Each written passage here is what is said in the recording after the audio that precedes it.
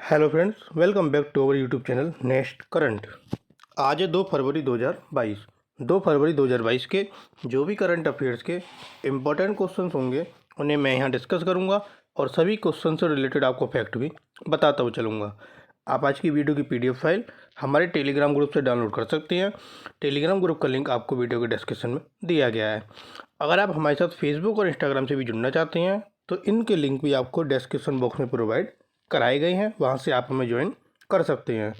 अगर आपने अभी तक चैनल सब्सक्राइब नहीं किया है तो चैनल को सब्सक्राइब करना ना भूलें, साथ ही नोटिफिकेशन बेल को भी प्रेस करें ताकि आपको सभी वीडियो के नोटिफिकेशन मिलते रहें। तो चलिए शुरू करते हैं आज का अपना पहला क्वेश्चन। अगर आपको वीडियो पसंद आए तो वीडियो को लाइक, कमेंट और शेयर करना ना भूलें। तो आज का पहला क्वेश्चन है, हाल ही में राष्ट्रीय सांख्यिकी कार्यालय की रिपोर्ट के अनुसार भारत की जीडीपी में कितने प्रतिशत की कमी आई? तो भारत की जीडीपी में 6.6% की कमी आई है। Option A. 2020-21 में भारतीय अर्थव्यवस्था में 6% की कमी आई।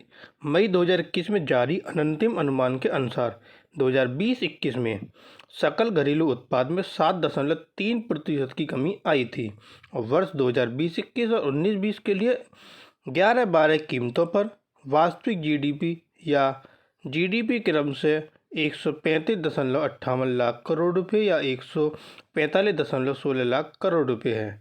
राष्ट्रीय सांख्यिकी कार्यालय द्वारा संशोधित राष्ट्रीय खाता डेटा में यह खुलासा हुआ। अगला क्वेश्चन, हाल ही में किस कंपनी ने पावर एक्सचेंज ऑफ इंडिया में 5% हिस्सेदारी का अधिग्रहण किया? तो पावर एक्सचेंज ऑफ इंडिया में 5% हिस्सेदारी का अधिग्रहण किसने किया? यह अधिग्रहण किया एनटीपीसी विद्युत एनर्जी लिमिटेड। Option C. तो ये आपका यहाँ कनेक्ट हो जाता है कि पावर एक्सचेंज ऑफ इंडिया में 5% का अधिग्रहण किया है एनटीपीसी विद्युत एनर्जी लिमिटेड ने। एनटीपीसी विद्युत व्यापार निगम लिमिटेड एनटीपीसी की पूर्ण स्वामित्व वाली सहायक कंपनी ने पावर एक्सचेंज ऑफ इंडिया में 5% इक्विटी हिस्सेदारी हासिल कर ली। पावर एक्सचेंज ऑफ इंडिया और इंडिया एनर्जी एक्सचेंज देश के 2 पावर एक्सचेंज हैं। एनटीपीसी विद्युत व्यापार निगम लिमिटेड का गठन एनटीपीसी द्वारा 2002 में देश में बिजली व्यापार की क्षमता का उपयोग करने के लिए अपनी सहायक कंपनी के रूप में किया गया था। अगला क्वेश्चन, हाल ही में किस बैंक और पतंजलि आयुर्वेद लिमिटेड यानी कि पतंजलि और पतंजलि के साथ किस बैंक ने एनपीसीआई के साथ साझेदारी में को ब्रांडेड क्रेडिट कार्ड लॉन्च किए? तो ये credit card Patanjali Ayurved limited के साथ किस बैंक ने लॉन्च किए? यह लॉन्च किए पंजाब नेशनल बैंक ने। Option C. Punjab National Bank और पतंजलि आयुर्वेद लिमिटेड ने National payment corporation of India, जिसको शॉर्ट में बोलते हैं एनपीसीआई, ये जो लिख रहा है एनपीसीआई, इसकी फुल फॉर्म है national payment corporation of India के साथ साझेदारी में को ब्रांडेड क्रेडिट कार्ड लॉन्च किए। को ब्रांडेड क्रेडिट कार्ड एनपीसीआई के रुपए प्लेटफॉर्म पर पेश किए जाते हैं और ये 2 वेरिएंट हैं, पीएनबी रुपए प्लेटिनम और पीएनबी रुपए सेलेक्ट। वे 2 लाख और 10 लाख के आकर्षक बीमा कवर के साथ भी आते हैं। अगला क्वेश्चन, हाल ही में किस बैंक ने सूर्य शक्ति सेल लॉन्च किया? तो सूर्य शक्ति सेल किस बैंक ने लॉन्च किया? भारतीय स्टेट बैंक ने यानी कि एसबीआई ने। Option D. एसबीआई ने टाटा पावर सोलर सिस्टम के सहयोग से एक समर्पित केंद्रीकृत प्रसंस्करण सेल सूर्य शक्ति सेल लॉन्च किया। ये जो सेल है भारत भर से प्राप्त सौर परियोजनाओं के लिए सभी ऋण आवेदनों को संसाधित करेगा, जो कि व्यावसायिक संस्थानों के साथ साथ घरों में स्थापना के लिए होगा। एसबीआई सौर परियोजनाओं के लिए प्रतिस्पर्धा दरों पर एक संपूर्ण समाधान की पेशकश करेगा। अगला क्वेश्चन, हाल ही में कौन सा शहर भारत की स्टार्टअप राजधानी बन गया? तो वह शहर है आपका दिल्ली। Option D. दिल्ली ने बेंगलुरु को भारत की स्टार्टअप राजधानी के रूप में बदल दिया। आर्थिक सर्वेक्षण 2021 के अनुसार इस अवधि के दौरान बेंगलुरु में 4514 के मुकाबले अप्रैल 2019 और दिसंबर 2021 के बीच दिल्ली में 5000 से अधिक मान्यता प्राप्त स्टार्टअप जोड़े गए। भारत ने यूनिकॉर्न की संख्या में यूके को भी पीछे छोड़ दिया, जिसमें रिकॉर्ड 44 कंपनियां 2021 में यूनिकॉर्न बन गईं। अब भारत में यूनिकॉर्न की तीसरी सबसे बड़ी संख्या है। अब दिल्ली ये स्टार्टअप की राजधानी बना है, तो आइए दिल्ली के बारे में जानते हैं। ये है दिल्ली, जिसकी राजधानी नई दिल्ली। मुख्यमंत्री अरविंद केजरीवाल, उप मुख्यमंत्री मनीष सिसोदिया, उपराज्यपाल अनिल बैजल। कुल जिलों की संख्या 11, लोकसभा सीटें 7, राज्यसभा सीटें 3। अगला क्वेश्चन, हाल ही में कौन थल सेना के उप प्रमुख से सेवानिवृत्त हुए हैं? थल सेना के उप प्रमुख से सेवानिवृत्त हुए C P Mohanty, option B. Lieutenant general C P Mohanty 31 जनवरी को उप सेना प्रमुख के रूप में सेवानिवृत्त हुए। उन्होंने 1 फरवरी 2021 को उप सेना प्रमुख के रूप में कार्यभार संभाला। वह सेना की दक्षिणी कमान का नेतृत्व कर रहे थे जब उन्हें थल सेनाध्यक्ष के उप प्रमुख के रूप में नियुक्त किया गया था। अपनी सेवा के दौरान उन्होंने आतंकवाद विरोधी माहौल में रंगिया स्थित डिवीजन की कमान संभाली। General Pande lieutenant general C P Mohanty की जगह लेंगे और ये 31 जनवरी 2022 को सेवानिवृत्त हुए थे। और वह पहले सेना मुख्यालय में महानिदेशक थे। उन्होंने ऑपरेशन विजय और ऑपरेशन पराक्रम में सक्रिय भाग लिया। अगला क्वेश्चन, भारतीय तटरक्षक बल स्थापना दिवस कब मनाया जाता है? यह दिवस 1 फरवरी को मनाया जाता है, ऑप्शन सी। भारतीय तटरक्षक बल दुनिया का चौथा सबसे बड़ा तटरक्षक बल है। इसका उद्घाटन 1978 में सिर्फ 7 सतही प्लेटफॉर्म के साथ किया गया। तब से संगठन ने अपनी सूची को 156 जहाज और 62 विमानों तक बढ़ा दिया। आईसीजी का आदर्श वाक्य वयम रक्षाम या वी प्रोटेक्ट है। आईसीजी का उद्घाटन यानी कि भारतीय तटरक्षक बल का उद्घाटन 19 अगस्त 1978 को तत्कालीन प्रधानमंत्री मोरारजी देसाई ने किया था। और जो आपका भारतीय तटरक्षक बल के 24वें प्रमुख थे वो कौन बने? वो बने आपके वीएस पठानिया। अगला क्वेश्चन, हाल ही में एच.ई. एंटोनियो कोस्टा किस देश के फिर से प्रधानमंत्री चुने गए? एच.ई. एंटोनियो कोस्टा ये आपके पुर्तगाल के फिर से प्रधानमंत्री बने, ऑप्शन डी। पुर्तगाल के प्रधानमंत्री एच.ई. एंटोनियो कोस्टा 30 जनवरी को फिर से चुने गए। उनकी सोशलिस्ट पार्टी ने 117 सीटें जीती। कोस्टा 26 नवंबर 2015 को सत्ता में आए और पुर्तगाल के 119वें प्रधानमंत्री के रूप में कार्यरत हैं।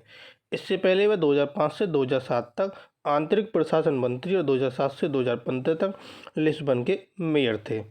पुर्तगाल के राष्ट्रपति मार्सेलो रेबेलो डी सूजा हैं और इसकी राजधानी लिस्बन है। अगला क्वेश्चन, हाल ही में सरकार ने डिजिटल संपत्ति के हस्तांतरण से होने वाली आय पर कितना प्रतिशत कर लगाने का फैसला किया? तो यह फैसला 30% कर लगाने का किया, ऑप्शन ए। केंद्रीय वित्त मंत्री निर्मला सीतारमण ने 1 फरवरी को केंद्रीय बजट 2022-23 पेश किया। सरकार ने डिजिटल संपत्ति के हस्तांतरण से होने वाली आय पर 30% कर लगाने का फैसला किया, जो देश में सबसे अधिक टैक्स बैंड है। 2022 से 23 से आरबीआई द्वारा ब्लॉकचेन तकनीक का उपयोग करके डिजिटल रुपया जारी किया जाएगा। गैर सूचीबद्ध शेयरों पर अभिभार को 28.5% से घटाकर 23% किया गया। अगला क्वेश्चन, हाल ही में वित्त मंत्री ने अमृतकाल के लिए कितनी सरकारी प्राथमिकताओं को सूचीबद्ध किया? तो ये जो आपका अमृतकाल है, ये अमृतकाल अभी आपका आज़ादी का 75वां वर्ष चल रहा है। जब 75 साल से 100 साल तक जो आपका कार्यकाल होगा वो कार्यकाल आपका अमृतकाल है। और वित्त मंत्री ने भारत की आज़ादी के 75 साल से लेकर 100 साल तक अमृतकाल के लिए 4 सरकारी प्राथमिकताओं को सूचीबद्ध किया। और वो 4 सरकारी प्राथमिकता कौन सी हैं? पीएम गति शक्ति, समावेशी विकास, निवेश का वित्त पोषण और चौथा आपका उत्पादकता वृद्धि और निवेश, सनराइज अपॉर्चुनिटी, ऊर्जा परिवर्तन काल और जलवायु कार्रवाई। ये 4 प्राथमिकताएं जो सूचीबद्ध की गई हैं। अगला क्वेश्चन, हाल ही में अपने प्रदर्शन के लिए प्रतिष्ठित विश्व खेल एथलीट ऑफ द ईयर किसने जीता? तो विश्व खेल athlete of the year P R. Sreejesh ने जीता, ऑप्शन सी। अनुभवी भारतीय हॉकी गोलकीपर पी.आर. श्रीजेश ने अपने 2021 के प्रदर्शन के लिए प्रतिष्ठित विश्व खेल एथलीट ऑफ द ईयर जीता। वह यह सम्मान पाने वाले दूसरे भारतीय बन गए। 2020 में भारतीय महिला हॉकी कप्तान रानी रामपाल 2019 के प्रदर्शन के लिए सम्मान जीतने वाली पहली भारतीय बनी थी। अक्टूबर 2021 में FIH स्टार्स अवार्ड्स में उन्हें 2021 के लिए गोलकीपर ऑफ द ईयर चुना गया। अगला क्वेश्चन, हाल ही में कौन सा देश 1 जून 2023 से व्यावसायिक लाभ पर संघीय कॉरपोरेट कर लागू करेगा? तो संघीय कॉरपोरेट कर लागू करेगा संयुक्त अरब अमीरात यानी कि यूनाइटेड अरब अमीरात। Option C. संयुक्त अरब अमीरात पहली बार 1 जून 2023 से व्यावसायिक लाभ पर एक संघीय कॉरपोरेट कर लागू करेगा। प्राकृतिक संसाधनों के निष्कर्षण को छोड़कर जो अमीरात स्तर पर कराधान के अधीन रहेगा, देश में सभी निगमों और वाणिज्यिक गतिविधियों पर कर लगाया जाएगा। 2018 में यूएई ने अधिकांश वस्तुओं और सेवाओं पर मूल्य वर्धित कर की शुरुआत की थी। और यूनाइटेड अरब अमीरात कर लगाएगा 1 जून 2023 से। तो ये है आपका यूनाइटेड अरब अमीरात, जिसकी राजधानी आबू धाबी। मुद्रा यूएई दिरहम। राष्ट्रपति खलीफा बिन जायद अल नायम। ये क्या है आपका यूनाइटेड अरब अमीरात का फ्लैग, और ये है वहाँ के उपराष्ट्रपति और प्रधानमंत्री मोहम्मद बिन राशिद अल मखदूम। अगला क्वेश्चन, विश्व एस्परगिलोसिस दिवस कब मनाया जाता है? विश्व एस्परगिलोसिस दिवस आपका 1 फरवरी को मनाया जाता है। Option D.